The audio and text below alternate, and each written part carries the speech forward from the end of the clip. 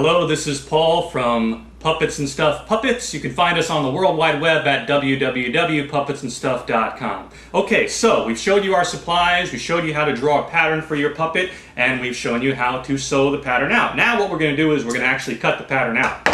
And this can be tricky too, because you've drawn with magic marker a pattern over here.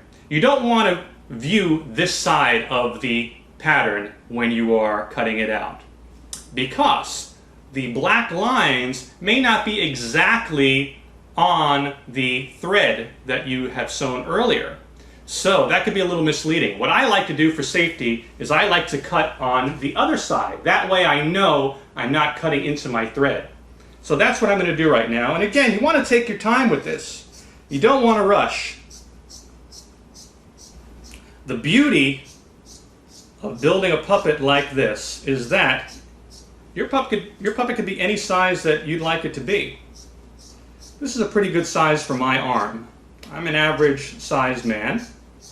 I don't have a very big arm or hand size, so this puppet is just right for me. And again, through trial and error, you will find out which pattern works for you and which doesn't. Also, if you really want to get creative and give yourself a challenge, you can make this pattern really, really tiny and perhaps make it a finger puppet. Now, we've sewn out our little character here, okay?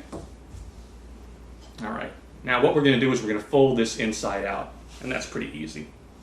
What you do is just reach in and just pull out. Then reach in again and maybe just straighten out the seams there. Now, the arms are inside out. So what we're going to do is we're going to pop them out like this. Now I like to use a little pencil here, and I reach inside and I just poke the arm through.